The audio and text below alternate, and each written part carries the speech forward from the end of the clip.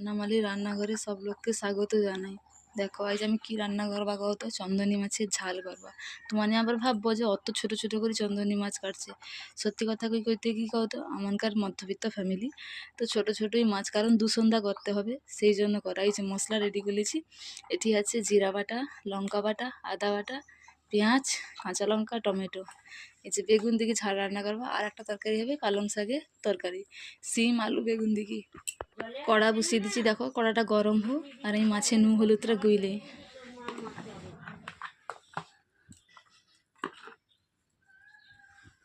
মাছে একটু কম হলুদ দিলেই ভালো, তেলটা নষ্ট হয়নি।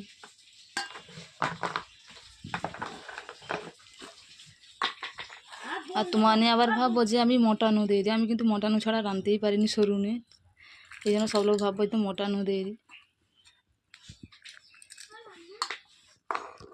ভালো করে মাখিলেই, ভালো করে হলুদ নুন কিন্তু মাখা হয়েছে। দেখো আমি কিন্তু বেশি হলুদ দিইনি, দেখতে পারো অল্প হলুদ দিচ্ছি, কারণ অল্প হলুদ দিনে মাছে যে ভাজা হয় মাছটা, সে তেলটা কিন্তু নষ্ট হয়নি, মানে পুড়িয়ে নিই আর কি, অল্প হলুদ দিনে।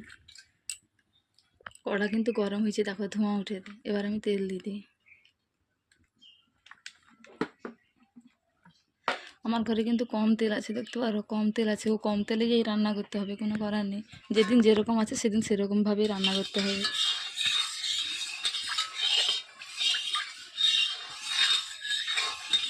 আর লোহার কড়াই রান্নার কিন্তু মজাটাই আলাদা, সুন্দরভাবে রান্না হয়। কম তেল নিয়েও রান্নাটা ঠিকঠাকভাবে হয়।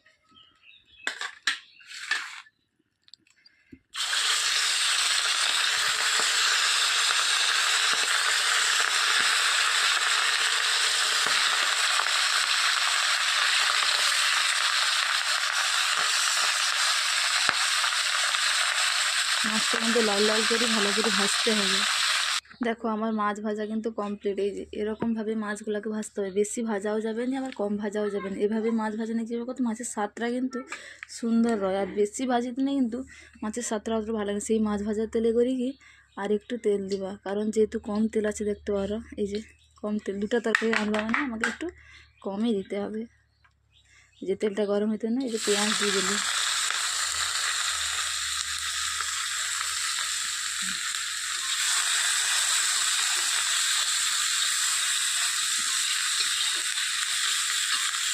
যে কাঁচা লঙ্কাটা ছিঁড়া সেটা সব দিয়ে দিই। একটু হালকা ভাজতে হবে, বেশি ভাজা যাবে না। এই যে এরকম হালকা ভাজা হয়েছে, এরপর দিবা একটু আদা বাটা, এই যে একটু আদা বাটা, আর একটু লঙ্কা বাটা,